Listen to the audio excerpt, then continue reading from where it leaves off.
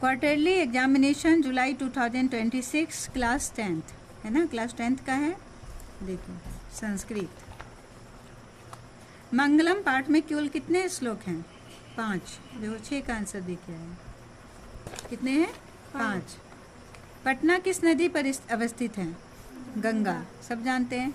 सत्यमेव जयते श्लोकांश किस उपनिषद से लिया गया है? देखो दे दिया, कौन से उपनिषद से लिया गया है? मुंडको उपनिषद या कठोपनिषद? मुंडको उपनिषद से लिया गया। बीज शोकों का हिंदी में अर्थ क्या होता है? शोक रहित। बीज शोकों का क्या होता है अर्थ? शोक रहित। समुद्री पद में कौन सी विभक्ति है? समुद्री पद कौन सी विभक्ति है? सप्तमी विभक्ति। और इसका समुद्री का बहुवचन में क्या हो जाएगा? सप्तमी विभक्ति का बहुवचन में समुद्रेषु होगा ना, सप्तमी में बहुवचन में। तो ये सब तो समुद्री पद की कौन सी विभक्ति है? सप्तमी विभक्ति। और ये बहुवचन नहीं है, है ना। समुद्री कौन सा वचन हो जाएगा? एक वचन। नान्या पद में कौन सी संधि है? नान्या पद में कौन सी संधि है? इसमें है ना जोड़ अन्य। ये क्या है? ना जोड़ अन्य। तो ये कौन सा संधि है? दीर्घ संधि। दीर्घ संधि। पात्रेन पद में किस विभक्ति का प्रयोग हुआ है? तृतीया विभक्ति। कल भी बताए थे ना, ये कौन सी विभक्ति है पात्रेन में? तृतीया विभक्ति। ना नृतम पद में किन वर्णों का मेल हुआ है? ना नृतम तो क्या है इसमें? ना जोड़ अनिर्तम है ना, ना जोड़ अनिर्त। तो अ यानी अ का हुआ है। किसका हुआ है? इसमें भी अ है और यहाँ भी अ है। तो कौन से पद वर्ण का मेल हुआ है? अ वर्ण का। इसमें न हलंत प्लस अ है ना, और ये अ है तो न यहाँ आ हो गया ना आ। ये दोनों आ न, ये न, ये अ और ये मिलके क्या बन गया? आ। ना नृतम।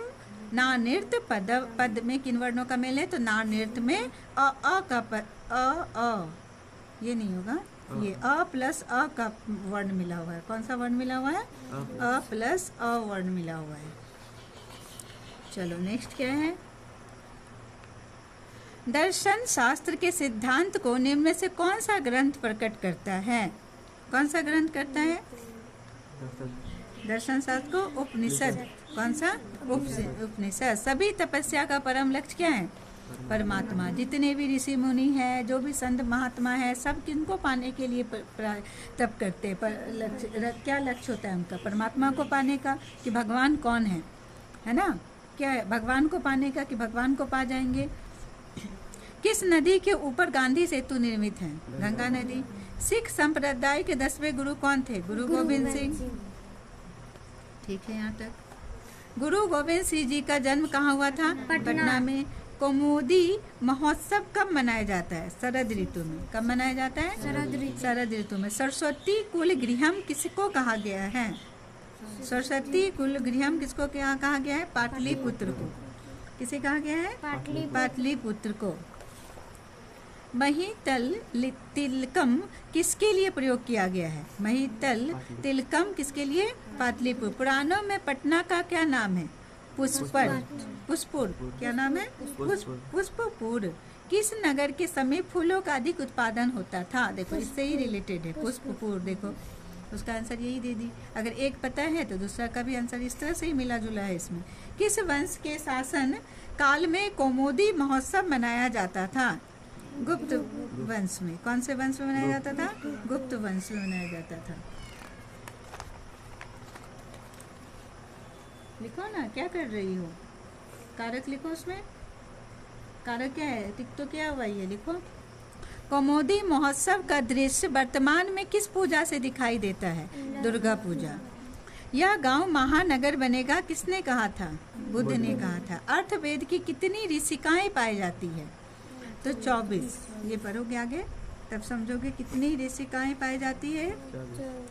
24 नहीं, 24 नहीं, 5। अर्थवेद में कितनी ऋषिकाएं पाई जाती है? तो क्या हो गया इसका? 5। 24 ऋषिकाओं का वर्णन किस वेद में मिलता है? देखो यहाँ तो अर्थवेद, कितने वेद होते हैं? 4। वेद कितने होते हैं? 4। कौन कौन सा? बोलो। यजुर्वेद, सामवेद, अथर्ववेद। हाँ, यजुर्वेद, सामवेद, ऋग्वेद, अर्थर्वेद। तो यहाँ पूछ रहा है अर्थर्वेद में ऋषिकाएं कितने हैं? 5। अब यहाँ पूछ रहा है कि 24 ऋषिकाओं का वर्णन किस वेद में किया गया है? ऋग्वेद में। कौन से वेद में है?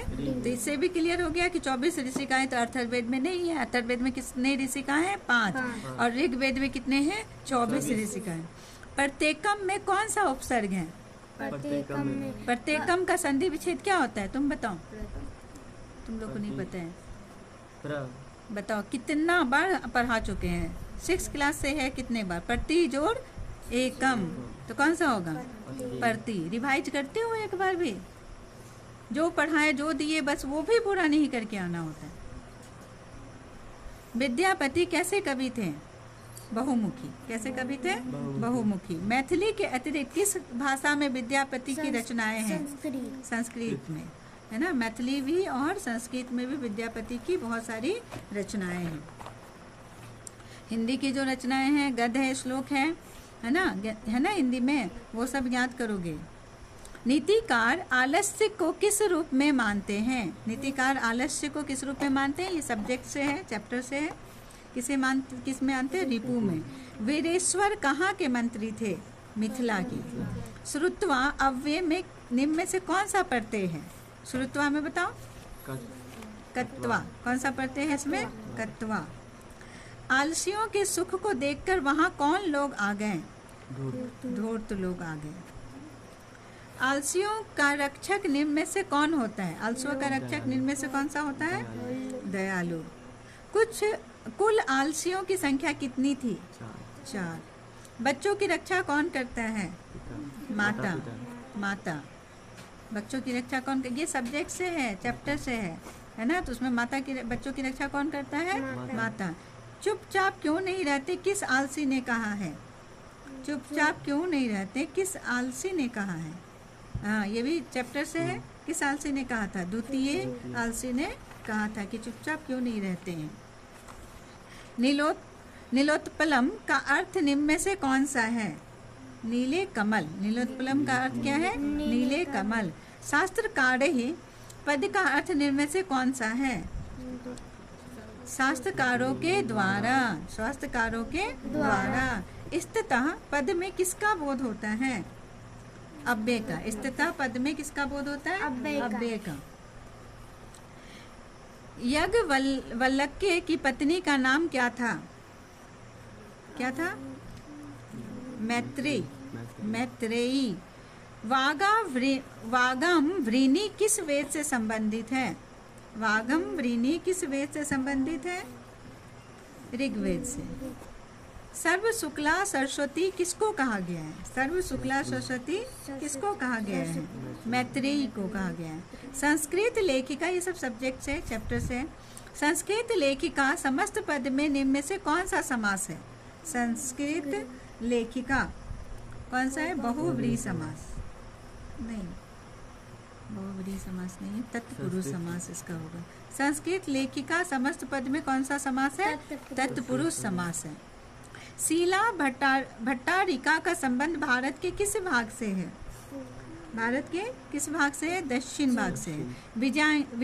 विजयांका का समय कब माना जाता है? विजयांका का समय कब माना जाता है?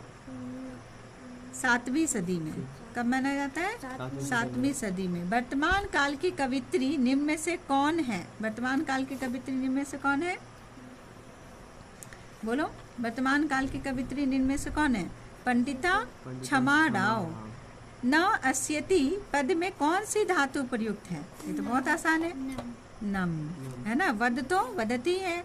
हस तो हसती वाला है। भू भवती तो नम, तो इससे ऐसे करके दे देंगे। 4 ऑप्शन, 3 ऑप्शन नहीं है। गच्छेयु पद में कौन सा लकार है?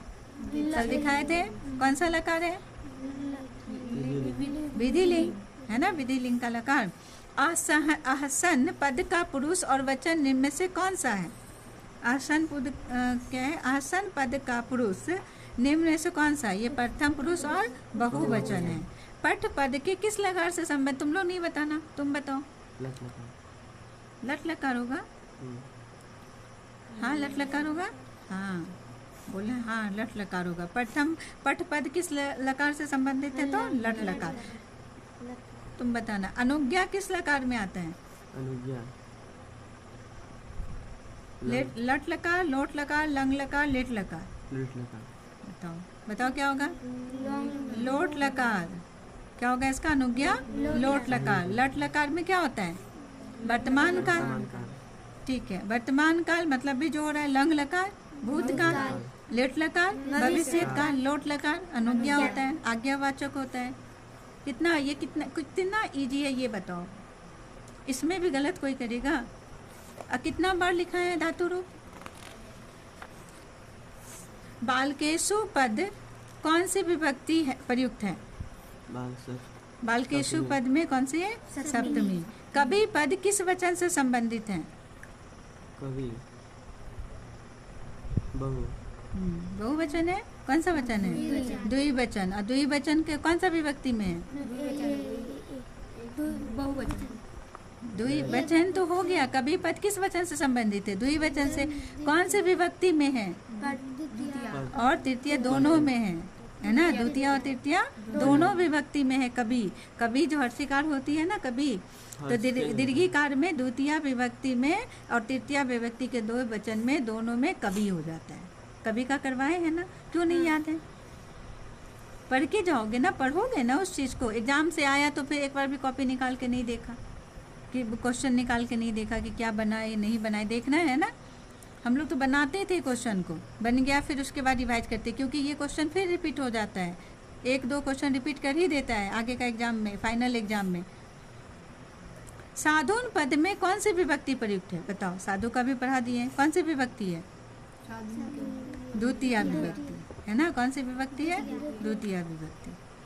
पितृन पद का विभक्ति और वचन निम्न में से कौन सा है? पितृन का बताओ। बी नंबर द्वितीय और बहुवचन। द्वितीय और बहुवचन। यद्यपि अव्यय में कौन सी संधि प्रयुक्त है? यद्यपि अव्यय में कौन सी संधि प्रयुक्त है? यन संधि। लोको अयम का संधि विच्छेद निम्न में से कौन सा होगा? हाँ बोलो। ए नंबर लोक जोड़ अयम। क्या होगा इसका? लोक जोड़ अयम। लोको जोड़ नहीं, लोको अयम, लोक जोड़ अयम। बलो अवदत में पद में कौन सी संधि है? बलो अवदत में कौन सी संधि है? पूर्व रूप संधि। कौन सी संधि है? निम्न में से कौन सा वर्ण गुण है? ओ। कौन सा वर्ण गुण है? ओ। Next 58 number. गंतव्यम और गमिन्यम का अर्थ निम्न में से कौन सा है? कितना आसान है? जा चुके, जा रहे हैं। नहीं, क्या क्या है ऑप्शन तो देखो। जाना, जाना चाहिए, जाना है, जाना था। गंतव्यम और गमिन्यम क्या होगा? जाना चाहिए। ये क्या है? विधिलिंग है ना। गंतव्यम और गमिन्यम किसका है? विधिलिंग का है ना। 5 लकार का 5 लकार पढ़ना है तो फिर क्यों नहीं याद करते हो? गच्छति वाला है, गम का है। संख्या और कारक में दोनों का बोध कराने वाले को क्या कहा जाता है? तुम बताओ कैसे, क्या है, क्या समझा संख्या और कारक? संख्या एक दो एक वचन भी हो जाएगा, बहुवचन। एक वचन बहुवचन संख्या है। और संख्या का बोध कराता है ना। हाँ। और कारक? संख्या और कारक दोनों का बोध कराने वाले को क्या कहा जाता है?